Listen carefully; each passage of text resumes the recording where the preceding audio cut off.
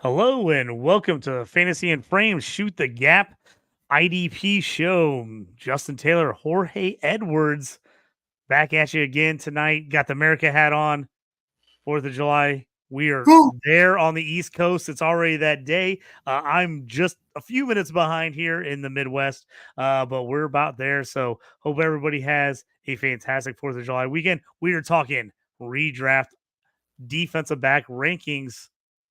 Stick with us. Here we go.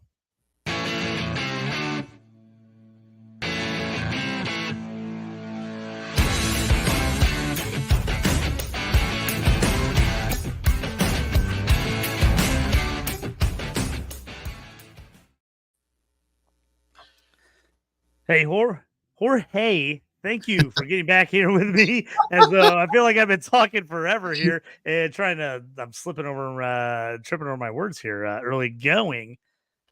I know it's been a rough week for you, a rough day, but I appreciate you jumping on the show. I know how those ones can be. But talking about defensive backs, I know me and you, we're brothers in this one. We like the defensive backs. We know they get mad hate across IDP, and people say constantly they don't matter and don't waste your time. Just pick up guys late. But me and you, we're a little bit different. I know it can go up and down as far as season to season, but I want to bet on the best players. Now, is he going to give me the best production year to year? Maybe not, but I still want the top guys. Aren't you in the same boat there? Yeah, like I have underneath my name here on screen. Defensive backs matter. Yeah, they do. Since he's probably not watching right now, and I know he hates being cast in a negative light, I'll just do it now since it's about 12:23 on the East Coast. In our Dynasty League, IDP only, it was Nate Markham and myself in the championship this year. And last year, I believe he won. This year, I won. And it was all due to defensive back tackling. Like I had multiple IDP flex spots. I filled them with defensive back. Lining back in core was kind of suspect. And then my edge rushers, like a Daniil Hunter, didn't really show up that game. Justin Madubuike did, which was great. Yeah, man, I'm all about the defensive backs. I'm all about the guys who get close to the line of scrimmage and help out and become de facto linebackers and get those tackle numbers. I mean, what's there not to love? Not to love with that, man. Yeah, I had the same thing in a few leagues this year where, people were like, oh, DB doesn't really matter. And I had some of the top DPs in the league and they, led me to the playoffs, led me to the finals, led me to championships. They matter. I still think they matter. And like you said, they're harder to gauge year to year, but that doesn't mean they don't matter overall. You just have to be a little more on your toes. You got to be able to adjust as the season goes along. If guys are having rough years or somebody's having a big season, you got to be willing to go out and grab those guys. So I think that's a big key. Don't you think? It's like really just keeping an eye on who. You don't want to get rid of your big guys, but keep an eye on some of maybe those guys that are stepping up out of nowhere and having huge seasons for one reason or another. Yeah, the first name that jumps to the top of my list here last year is when Buda Baker went out due to injury. Kayvon Wallace just came out of nowhere and was the box king in terms of snaps in the box and tackles, and pretty sure he had a couple top 10 finishes, at least in IDP scoring with Fantasy Pros. Yeah, I mean, there's always a hero that emerges out of nowhere at the defensive back position, but that's not the reason to get rid of one of your top investments at the defensive back spot. Now, I know the godfather of IDP, Gary Davenport, who we had on last week, he's not defensive back averse. Obviously, he realizes that you need a defensive back when you're playing fantasy football, but he's somebody who won't pay up for a defensive back in terms of draft premium, especially in redraft purposes. I can understand that. I can understand that methodology. But man, if like Jermaine Pratt is there at linebacker, who we talked about last hour, and Derwin James is there, I'm taking Derwin James. You know what I mean? Like I'm not I agree waiting. with you. I'm You taking know what I mean? Derwin James too because I can get Pratt later. I feel like, and I'd rather take a guy that I think is a top 5 guy at one position over a guy who's probably what do you think? What do you got Pratt ranked like 20s something in there? Like in the 30, like Yeah, late like 20s, early 30s. yeah, exactly. So I'd rather take a DB I have ranked in the top 5 over a linebacker I have in the late 20s, early 30s personally. Yeah, no, yeah, exactly. Give me. It's all about tier. You know, like I like to do my rankings in tiers, Mhm. more so than just saying numbers 1 through so and so, because that could be kind of misleading. Um, so I try and get my rankings in tiers, which you can find my IDP rankings over at fantasyandframes.com, as well as IDP articles and so forth, and JT, where you can find all your IDP content. Yeah, a DLF. If you're a member over there, check that out. I've got my top 150 rankings. You can go through, break them down by each individual position where I kind of have those guys where I have them in the whole thing. If you want to see where I have my safeties, and I can tell you right now, you go look at my DBs compared to the rest of the guys on DLF. I'm the guy that has all the DBs ranked higher than anyone else. That's just me. There's a couple guys on there that are really big defensive tackle, defensive end guys, and they rank those guys way over everyone else. That's me. I'm going to be higher on those guys than other guys because I want points. Yeah, Jorge, I want points. And when I go look at my IDP scoring, I'm looking at my DBs. And I'm going to where are those guys scoring? If all my DBs were scoring in the 40s, 30s, 40s, 50s in the league. And I'm like, oh, well, I don't need them then because I need defensive end linebackers. But when I look at my overall scoring in my leagues and I got guys in the top 5 or top 10, you can't tell me that DB doesn't matter. Like, you got to go get those guys. right. We got a question from the roll, which, by the way, you were on with us last hour when we did the AFC North preview. Thank you. Thanks for sticking around. I know it's late, or maybe it's not, but wherever you're at, we appreciate it. And we got a question here: defensive back Sauce Gardner or Devin Witherspoon? For me, it's not even close. It's Devin Witherspoon. Sauce Gardner. You know, just because somebody is a great NFL player doesn't make them a great IDP fantasy football player because of opportunity or the lack thereof. Sauce Gardner is your quintessential shutdown corner. Rarely gets thrown at because he'll pick the ball off and he'll make your quarterback's day a living nightmare. Whereas Devin Witherspoon, he moves all over the field. Like when they drafted him last year, meaning the Seattle Seahawks, I saw this as like the sign of like they're rebuilding the Legion of Boom from the back going forward. You look at it just as a cornerback, box snaps, 91 box snaps. So you like that slot corner, 421 snaps. You know, cornerback leading total tackles or solo tackles 65 to 15. Defensive stops 28. I mean, this guy plays everywhere, and he's a playmaker. And you don't have to worry about him being shunned away from in terms of coverage as you would a Sauce Gardner. Absolutely. I agree 100% with you across the board on all that. Sauce had, I will say this, Sauce had inflated numbers as a rookie because teams went after him as a rookie.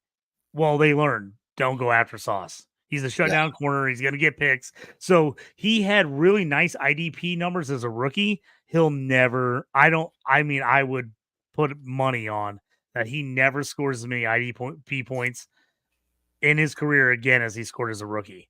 And not because he's not going to be a great player and not that he isn't. Just like you said, he's a shutdown corner. Teams are avoiding him now. They've learned don't throw at him. Teams are going to avoid him. And that's not what you want in IDP. And Witherspoon, and my guy, Devin Witherspoon, University of Illinois. I watched him play a ton. Absolute dog. This was the guy who was not recruited by anyone. I mean, anyone to play college football. He worked his way up, in and out, finding his way onto the Illinois team, worked his way into a starting position. I mean, guy late to football, he will come up and make tackles. He is not your typical cornerback. He wants to play tough. He wants to get in your face. He's not avoiding contact. And Seattle, they show that. The crazy thing about him is people forget he was hurt like the whole beginning of the season last year. He had 0 training camp. He missed the first couple games of the year as he was coming back from injury. And then he put a fantastic rookie season together, even though he missed a couple games. I love Devin Witherspoon. We're going to talk about him in our rankings because he's right up there on mine. He's a slot corner. And like you said, he is the perfect guy if you play in a league where you have to start a cornerback. Devin Witherspoon's my guy. He's my number 1 probably off the board at cornerback because that reason and the fact that they move him around and the guy makes tackles. He makes plays. So I love Witherspoon. So long answer from both of us on that question. Thank you, The Roll, for the question. But Devin Witherspoon, 100 out of 100 every time. Absolutely. And don't forget, folks, if you're watching this and you're liking the IDP content as well as all the other Fantasy and Frames fantasy football content that we put out on Fantasy Football Wednesdays here for FIF, even though we're technically on the East Coast on Thursday. And like JT said, like you can see in his hat, America. Happy 4th of July, early 4th of July to those that are staying up late. Don't forget to hit the follow button, whether you're on X or Facebook. And don't forget to head over to our YouTube and hit subscribe and the notification bell, so that you're notified whenever we put out fantasy football content that we are promising you will 100% enjoy. But yeah, man, it's this is a great position. I love defensive back. There's so much versatility in it. You can find value everywhere, and unlike a defensive line position, there is more, or a defensive line position, or even a linebacker position. I think personally, defensive back, especially looking at the box safeties or the slot quarterback roles, there's more availability of players to fill those roles than you would find at the other 2 positions, I think. So don't fade defensive back, folks. Just use your common sense when it comes to value. Like, you're obviously not taking Derwin James over a Myles Garrett or a TJ Watt or a Foyese Oluokun or Bobby Okereke, excuse me. But after that, definitely don't be afraid to go for your guy. And like you said, check the scoring out. See, I'm one of those guys. I want big impact plays. I want passes defense to count for a lot. I want interceptions to count for a lot. So in my leagues that I run, those are high scoring points. I'm in leagues where interceptions 2 points. To me, I'm like, I think that's too low. It's way too low. So I put interceptions at 6. I like return yards on interceptions because, hey, if my guy picks it off and goes 99 yards, I want those 99 yards on the return. I want that for the touchdown. I think that's a game-changing play. That should be worth 16 points by itself, 18 points by itself. So I'm all over that. And look at scoring. I was in an IDP charity league last year. IDPS. Deron Bland was like damn near MVP. I mean, they had crazy scoring for defensive backs or cornerbacks. You had to start corner, and cornerbacks scored crazy points. It was like double the points for tackles. Interceptions were huge. He obviously was a monster on interceptions last year, and then pass defense were a ton. So, look at those things. And if you're an IDP league and you're a commissioner, even if you're not a commissioner, I would implore you to tell your commissioner up the points for defensive backs. Up those points and make it even so those guys matter. Don't you think, Jorge? Absolutely. And that's kind of the beauty of a platform like MFL. You can make each of these positions have customized scoring, whereas so you can have a proper 5 IDP designation roster. But you have apps like Sleeper, they only give you defensive linemen, linebackers, and defensive backs. So you're kind of limited when it comes to using a high-end corner when you can get a safety as a better defensive back option in those type of platforms. So yeah, but I'm running 100% with you. I am a big proponent of balanced scoring when it comes to across the board for trying to find a medium between offense and defense, as well as in between the individual positions themselves, just so that you can assign value where it's worthy based off of their play on the field. So we gave everyone our big intro here. A couple of minutes into the show here. Let's jump in. I know you guys want to hear those top 15 redraft defensive ranks. Jorge, you want to start at 15 or do you want to start at 1? Where do you want to go? You want to go backwards or forwards here? I want to go. Let's go backwards, and I'm flip-flopping here a lot, but I can't deny what the guy did when healthy last year. As can I? Can't I? You know what? Screw it. I'm going to go with it. I think Julian Blackmon for the Indianapolis Colts is one of those players who just fantastic. He's not big play dependent. He has the tackle upside. They brought him back last year. I want to say during training camp, they signed him to like a small deal, or it was like a 1 year deal. There's like it was kind of a prove it deal, and then they re-signed him this offseason to a multi-year deal, which was the big question. He was kind of a late signee. They had signed a lot of the other defensive players. He was kind of one of the last guys, and was like, are they going to re-sign him? Are they going to re-sign him? They eventually did. I love it. He was one of those guys.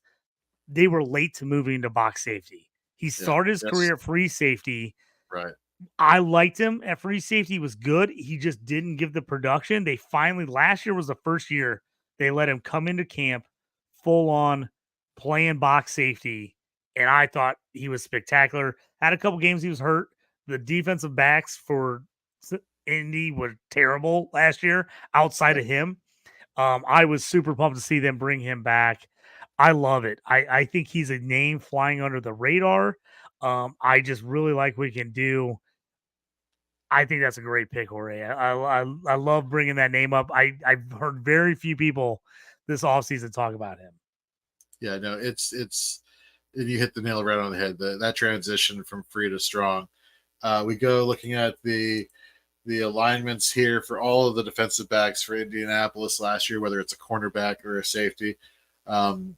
He led the way with 468 box snaps. The next person on the list was cornerback Kenny Moore, who I'm sure we'll get into, maybe not in the top 15, but definitely a discussion point at some point with 175 snaps. The next guy on the list was Rodney Thomas with 80.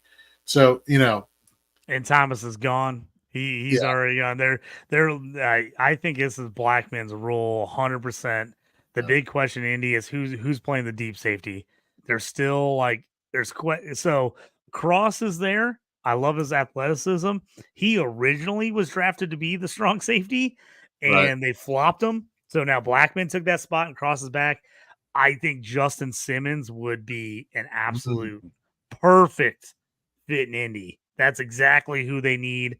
A veteran guy that can play deep safety, can play around, get that defense together. But Colts are a straight 4-2-5. That's what they do. And that's where you're going to get. Blackman is coming up. Blackman is their third linebacker. He basically is their third linebacker. You just said it in the numbers. Was it 400 some snaps in the box? Yeah. He's their third linebacker. They're going to basically never play three linebackers unless it's a absolute like heavy package. They always want to play deep. And then Kenny Moore, like you said, is kind of that slot corner. He's a guy, again, and I talk about this all the time. If you need a cornerback in an MFL league or RSO league, Kenny Moore is a great guy to get. Because he is going to play close to the line. He won me with us 2 pick sixes last year. Won me a gigantic game. I mean, that's why IDP is awesome.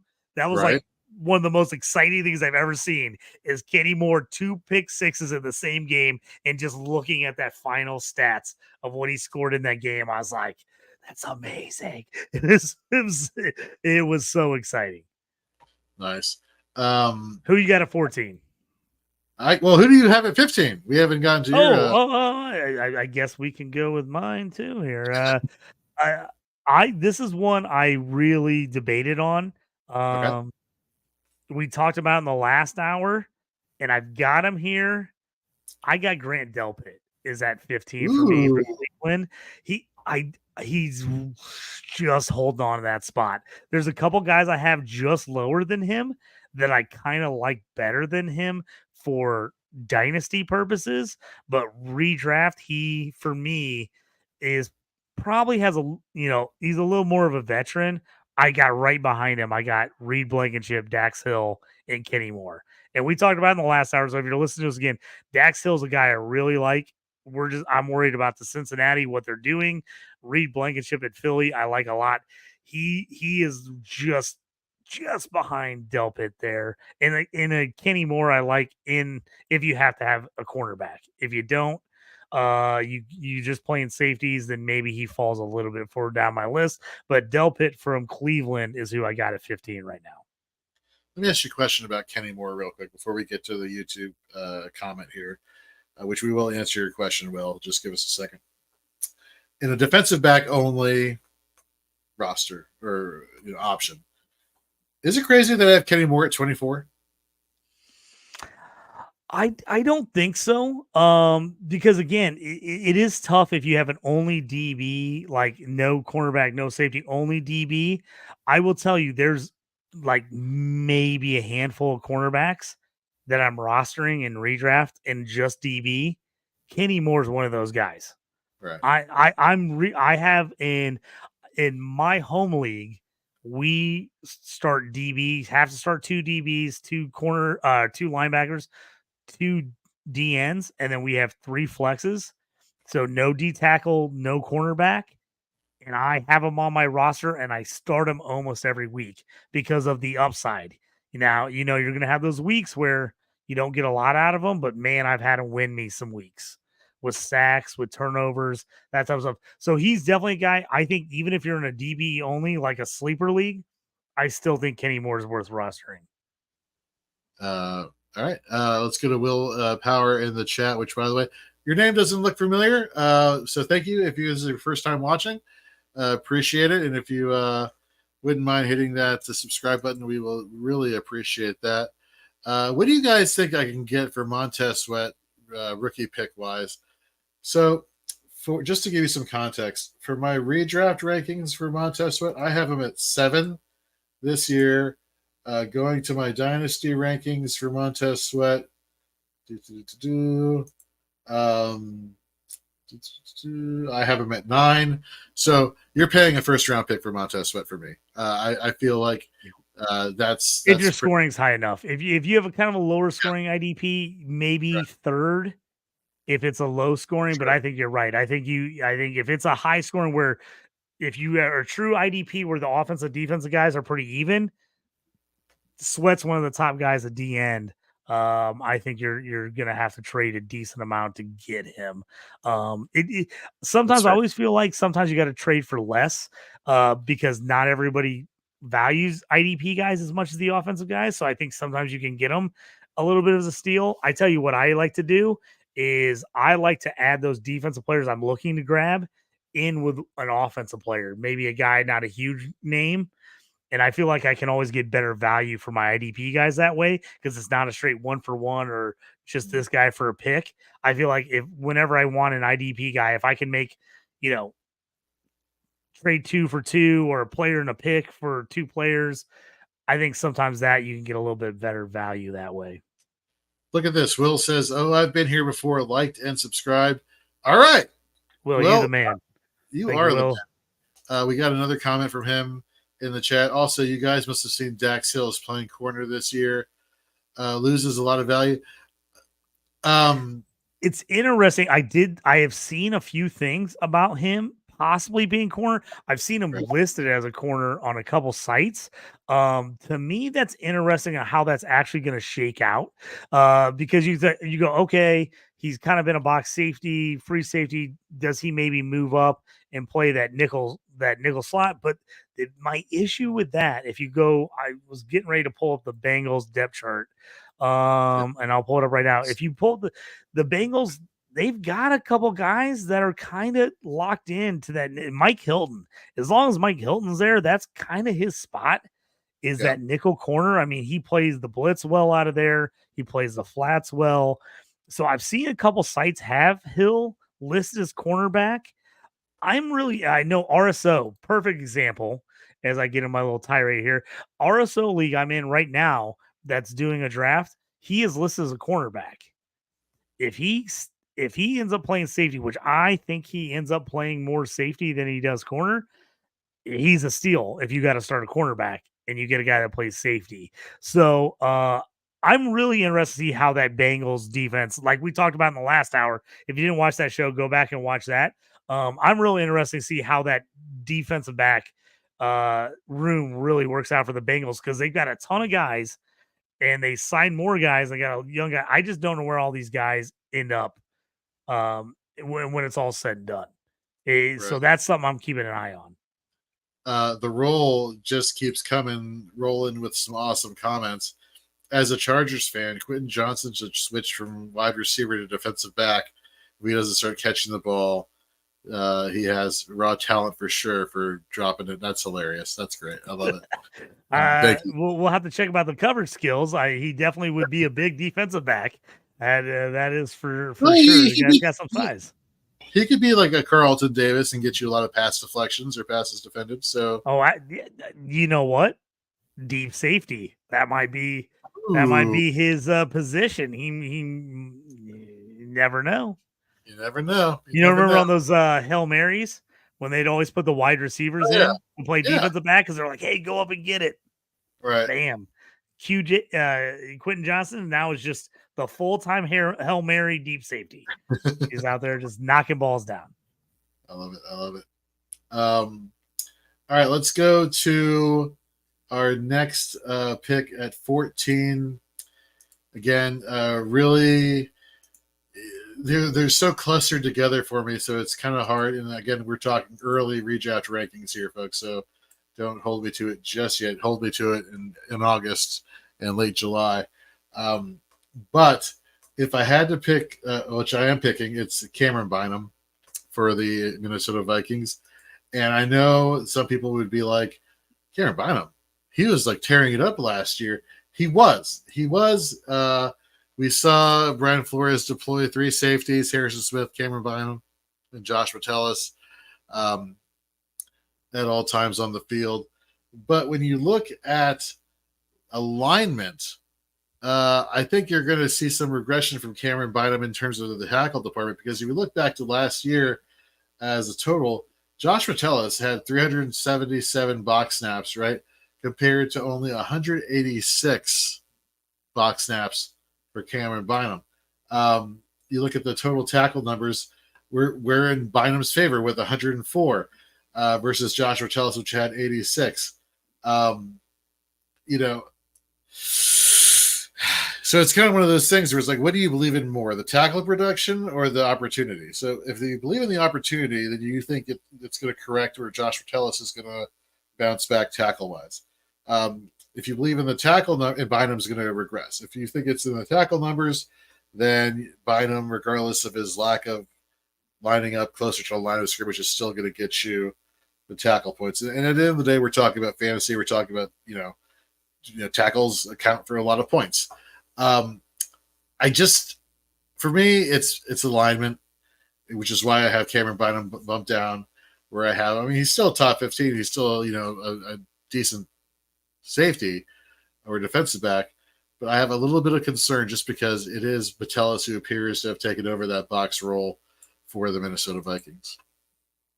Yeah, I agree with you on that. I think he had 137 tackles last year.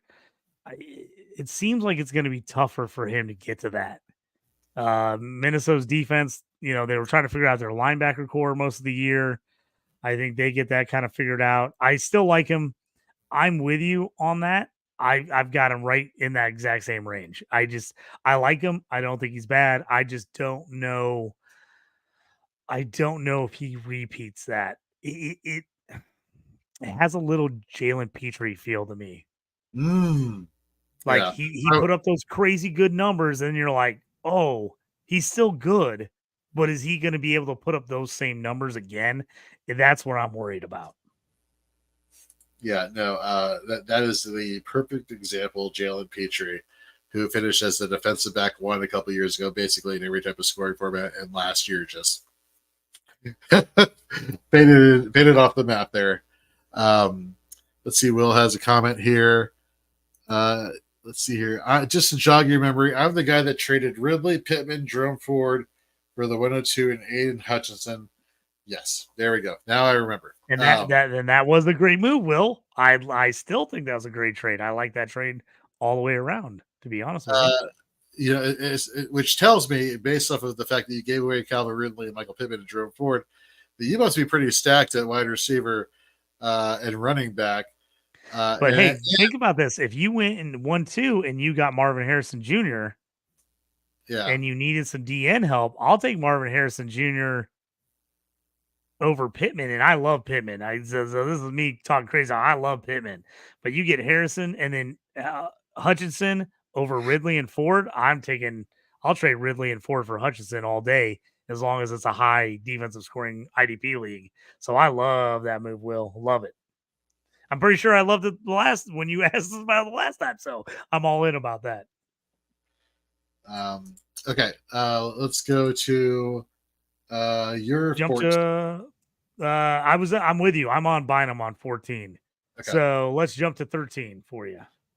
So I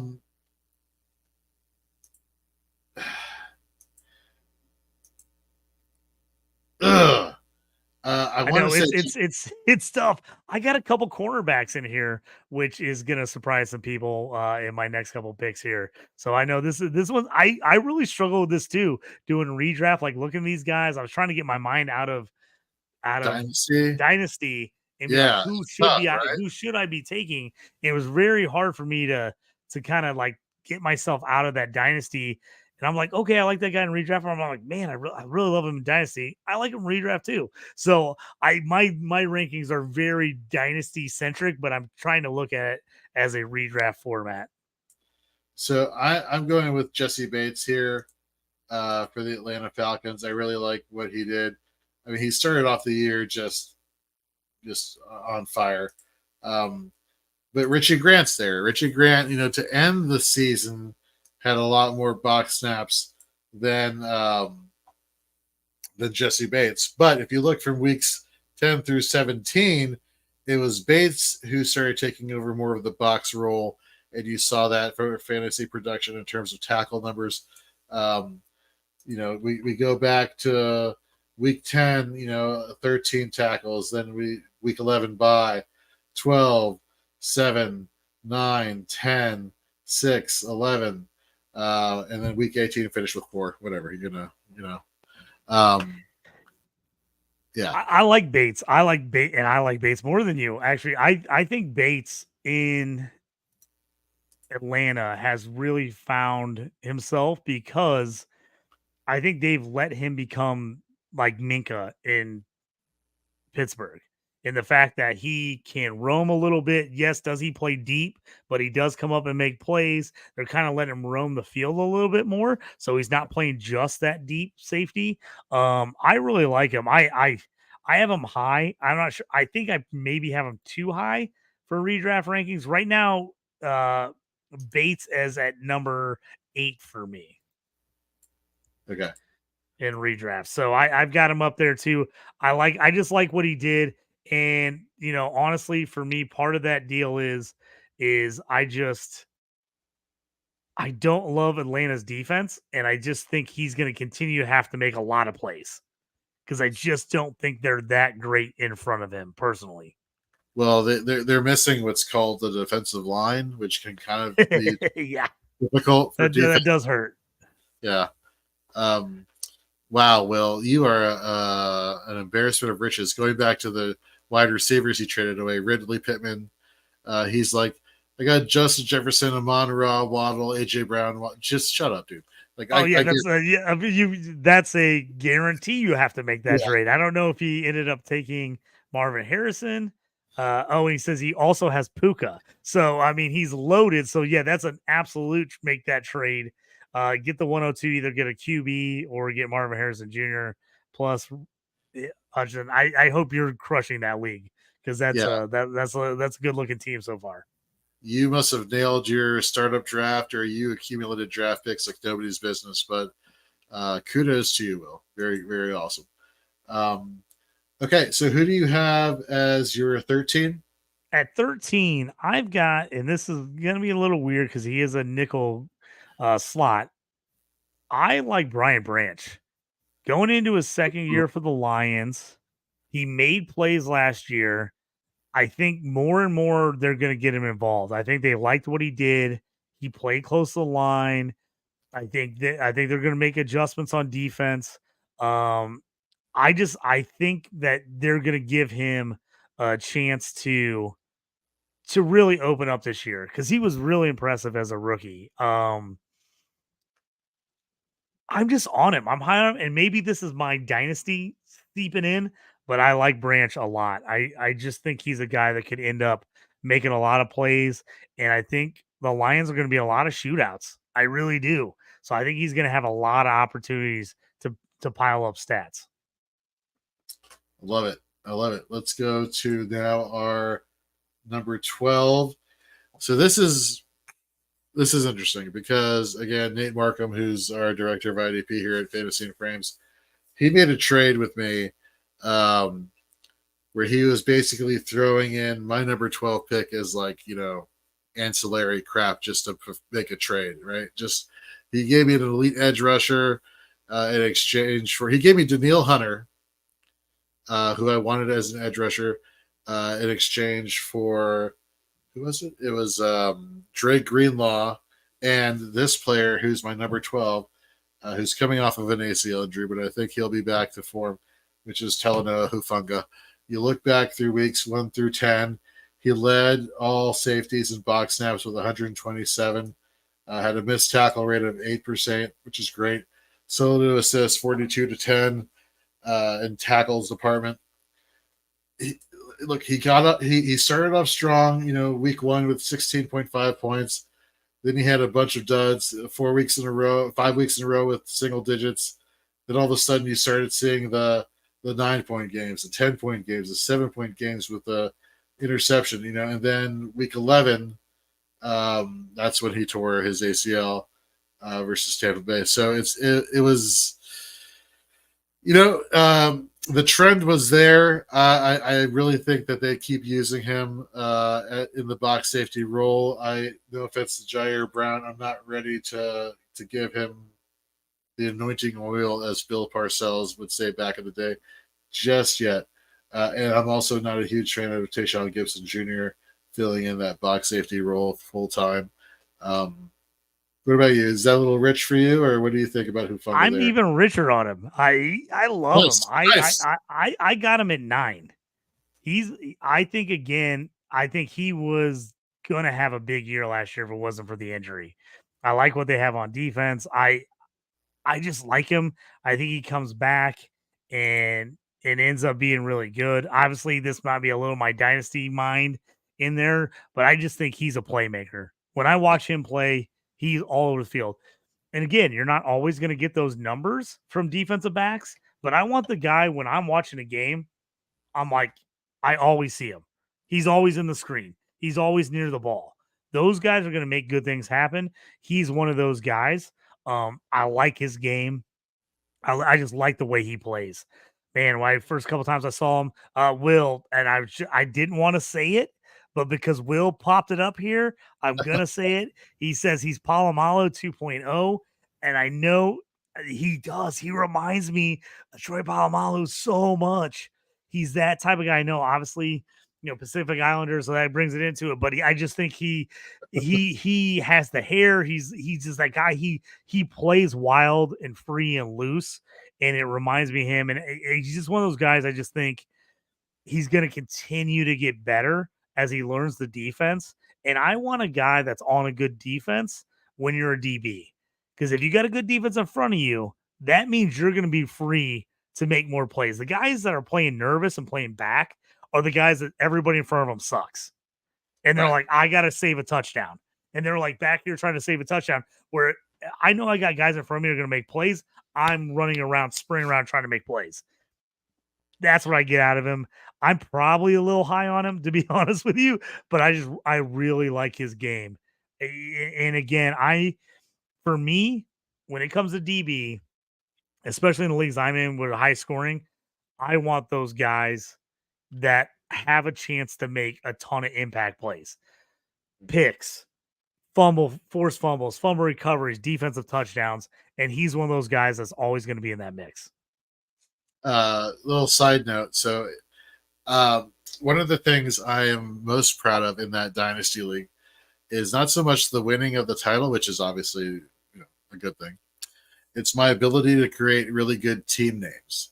And so before I traded away Jerry Greenlaw for Hufanga and Daniil Hunter, my team name was Forgot About Dre, paying homage to Dr. Dre.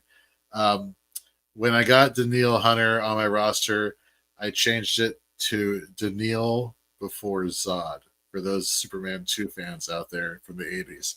So you're very nice. I love it. I've got my dynasty leagues. I have like my set team name. If you're in a league with me, it's Steel Horseshoe. As I'm a Steelers and Colts fan, so nice. all my dynasty team names are Steel Horseshoe. But I love all my redraft leagues. I like to come up with like new names on whoever is on my team. So I love it. That's always a good time. Who's your number 12 defensive back?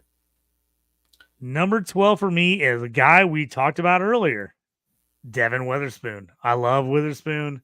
He's a guy who technically is a corner, but he plays more like a safety. He plays like a box safety. I love Witherspoon. I just think he's going to go up and up in value.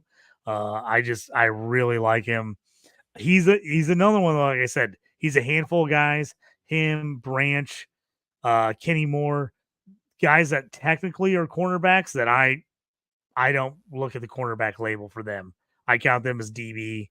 I think they're high-end DBs no matter what. I love it. When we were just talking about the playmaking ability just all over the field, he outperforms his cornerback specific role on that defense for Seattle. All right, let's go to number 11. Let's speed through 10, 11 through 9 real quickly, just a few points on each of them for both of us. My number 11 is Jalen Thompson for the Arizona Cardinals. Just the tackle upside, him and Buda Baker just make a great 1-2 tandem. Obviously I'm ranking, well, I don't know if it's obvious, but for those who don't know, I'm ranking Buda ahead of Jalen Thompson by a considerable amount. But you still have the tackle upside there, the high tackle upside that you've gotten out of Jalen Thompson over his career. And it's one of those things where, he had last year a team leading 355 box snaps. Now that's probably due to the fact that Buda Baker missed a few games there. And Kayvon Wallace stepped in there. But Jalen Thompson per PFF had 62 solos to 14 assists, the lowest tackle rate. So give me Jalen Thompson right there. Who's your number 11? Yeah, I got Buda Baker. Buda's my 11.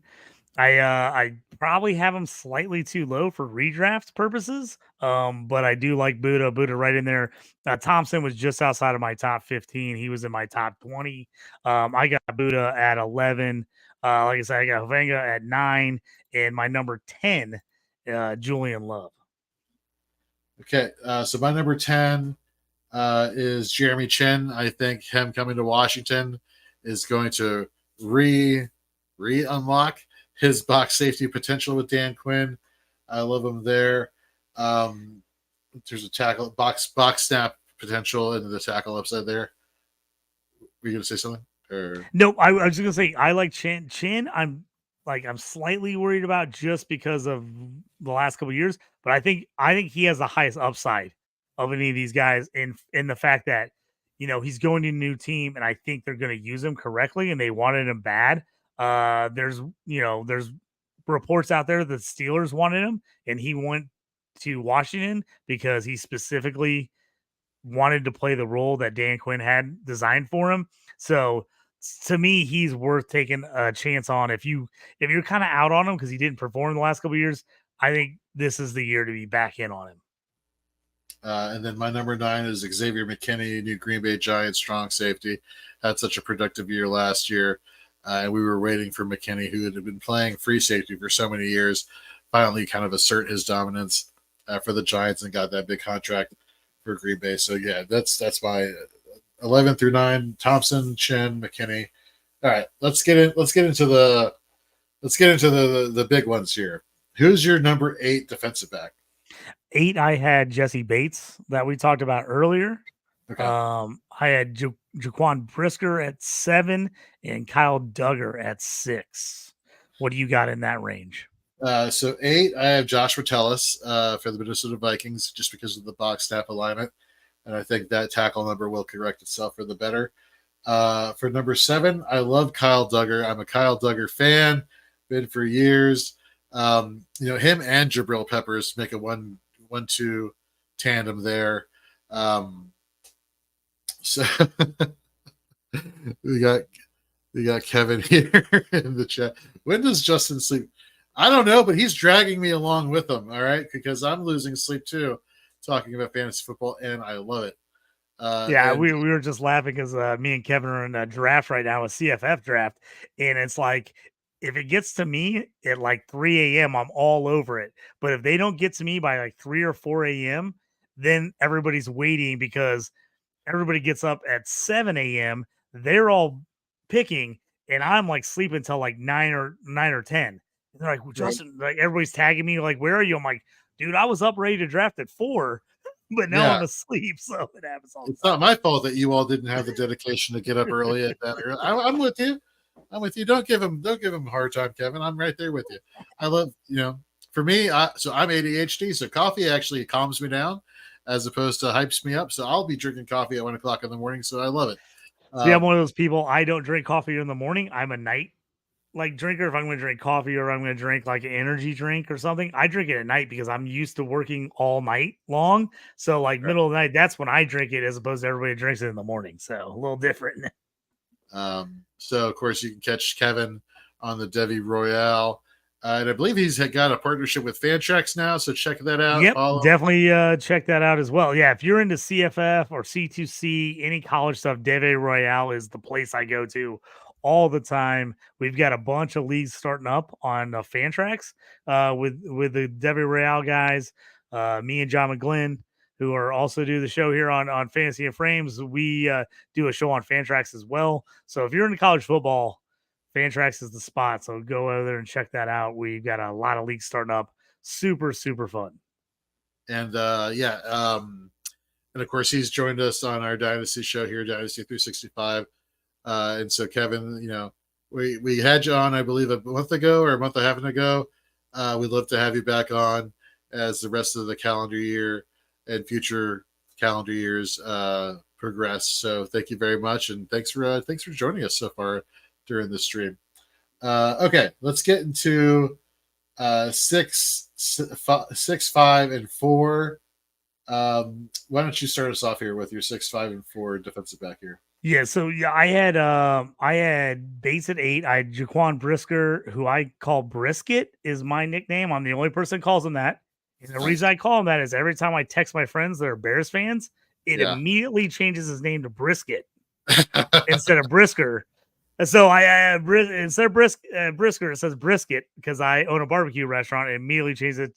So that's my new nickname for him. I always call him that.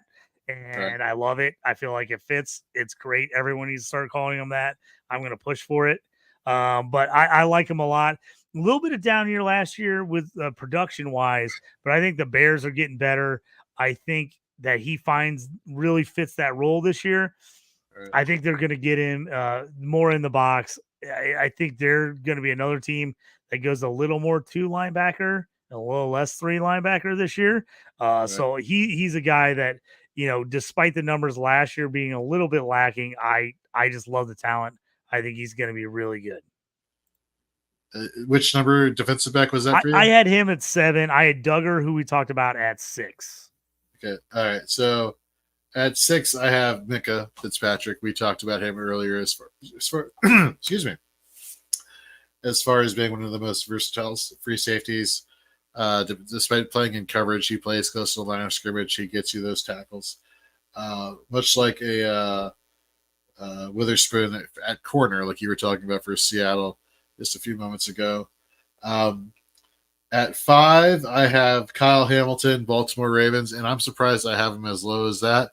I could definitely see him being now the full-time box safety role there for the Baltimore Ravens, climbing up. At 4, I have Brisket for you there, Jaquan Brisker, and I think a lot of the hype or lack thereof heading into last year was that they brought in T.J. Edwards, that they brought in Terrell Edmonds, and that Brisker's rookie year, they really brought him close to the line of scrimmage most snaps because they needed such help at linebacker. And then they go and they get these 2 linebackers, and it's like, well, we don't need you closer to the line of scrimmage as much as you do. I want to say this though. If for God forbid Jaquan Brisker goes down, run out and get Jonathan Owens, the backup strong safety there, because whether it's been Houston or filling in Houston due to the starter being injured, Green Bay to the starter being injured, this guy just produces tackle numbers and has been very consistent in coming on in a quote unquote relief role for wherever he goes. So just bookmark him in your rosters and your free agent pool. But yeah, so who do you have at 5 and 4? So I had Minka at 5 for all the reasons we've talked about. Xavier McKinney's at 4 for me, which usually I wouldn't have a guy that changes teams this high. But he feels like the Minka situation and the Brisker situation where the defense in front of them have gotten better, and that allows them to be freer and do more because everybody in front of them is better. I think we're looking at a breakout year for Xavier McKinney. He's a guy I've been on from his rookie year. I've got him. I mean, I got to have him on 90% of my IDP teams. I really do. I draft him everywhere. I liked him a lot for the Giants. He finally got healthy, looked good last year. And I'm telling you, this Packers defense is a whole lot better than the Giants defense. I think I'm hoping because I've got him so teams. I really think he finds his place here in Green Bay and just absolutely explodes. So I've got Xavier McKinney at 4, which putting him over Minka is tough for me because I love Minka, but I got him right there. I feel like those guys are right together. And like I said, where you had Brisker, I got him at 7. So right in that mix. Nice. So in our top 3 now, starting at 3 for me, it's Buda Baker, and I think just the concern, like, oh my God, what's going on? Why did he have the down year? He had a down year because he missed games and he was injured. I think it was like a concussion. And I want to say it's been 2 years in a row where he's missed games due to concussion. Don't hold me to that, but that sounds about right. And I can understand people being a little bit weary. For me, maybe in Dynasty, being a Dynasty manager who rosters him, yeah, I'm a little concerned. Maybe if I can package him for something or draft capital, I wouldn't ignore a trade if that was set my way. And I would pay attention to it a little bit more so than I would in recent years. Although for Dynasty, I always recommend you never have a closed mind for trading. I think everybody's on the table at all times, but that's neither here nor there. Let's do it back and forth now to finish up the top 3 before we just rattle off everybody's top 3. Who's your number 3 defensive back? At number 3, I got Derwin James. Okay. He's my guy. He's still up there. Again, when he's healthy, he's one of the best. The guys everywhere. The Chargers, I think, are going to be much better on defense this year. I think Harbaugh is going to really turn things around. I love the Junior Colson pick. He was my rookie IDP 1. I absolutely loved him. I think they're going to be much better. They've been a team that has just been decimated by injuries on defense the last couple of years. If they can be healthy, they can get Bosa going. Khalil Mack can have even close to the season he had last year. And then the linebackers can step it up. I think James could end up having a really big year. I just saw what Michigan did with all their defensive backs and how good some of those guys were in the system. I think James is going to be pumped. If he stays healthy, I absolutely love him. Roger that. For me, let's go to number 2 now. For number 2, I have Antoine Winfield. And the only reason why he's not number 1 is because I'm always weary about putting back-to-back number 1s every year.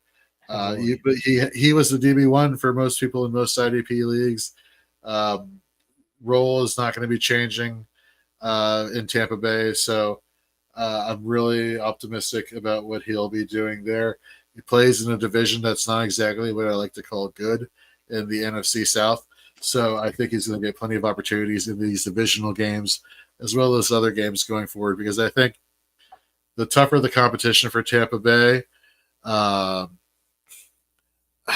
don't know, man. Like Tampa Bay as a whole, like people will tell me, well, we beat the Eagles in the playoffs. I'm like, you beat like a disheveled Eagles team that was like on a downward trajectory for whatever reason. It wasn't playing their best football. If they're going against, other teams of that echelon, I don't know if you're going to see that same miraculous winning or performances. Therefore, I think they're going to be playing more on defense, and therefore Winfield's going to get more opportunity. Who's your number 2 defensive back? Yeah, you talked about it earlier. Kyle Hamilton is number 2 for me. Just again, I want playmakers. I want guys that can get sacks, turnovers, takeaways. He's number 2, and Antoine Winfield. I know you're saying, you're like, yeah, he was number 1 last year. I loved him last year. I remember him talking in camp about how he might play a little more away from the ball. Everyone got freaked out. He's like, oh, I'm going to be a little more free roaming, a little more deep, do something. People were like, no, everybody freaked out. And I was like, nope, I want him, because in my mind, I thought, okay, I'm thinking Minka role. Okay, Right. you aren't the box safety, but you're playing everywhere. They're not Right. just sending you deep, you're playing everywhere. And what happened? They played him everywhere. They let him Yeah. make plays. They did. So it's going to be tough for him to repeat. I absolutely agree.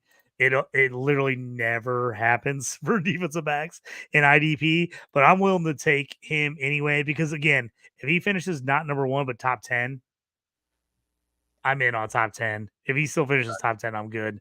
Like you said, he's playing a lot of games against not great quarterbacks.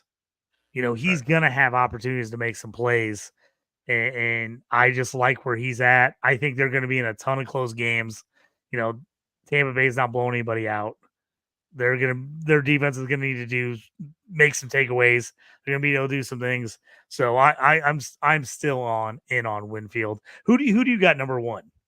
It's Derwin James. I think with him, it's either 1 or 2 or 3 each year, and it's like there's like a cycle. So I just like Derwin James and everything he can do. And there was concern like a couple of years ago about staying on the field. I think he's been playing more games the past couple seasons.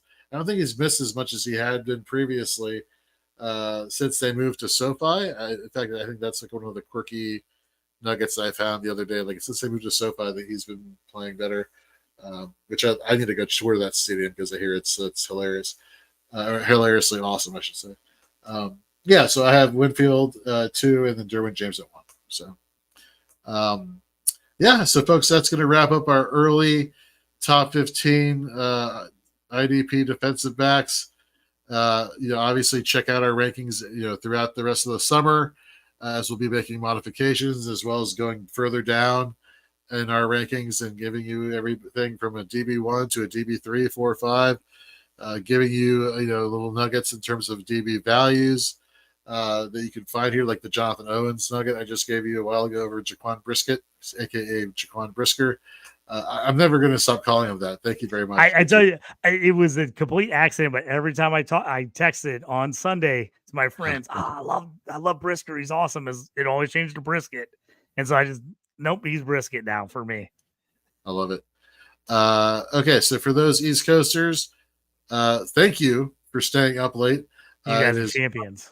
Seriously, it's like almost 1:30 in the morning, and so we appreciate you sticking around. And so 12:30 where you're at, JT. For those who haven't yet, please follow us wherever you're watching us now, whether it's Twitter or X or whatever, it's Twitter. Hit that follow at Fantasy and Frames, Facebook at Fantasy and Frames. We're going to be we're going to be reintroducing our TikTok content pretty soon, Instagram, you name it. We'd really appreciate you heading over to our YouTube channel at Fantasy and Frames. We're at 991 subscribers. We'd really like to get to the 1,000 mark,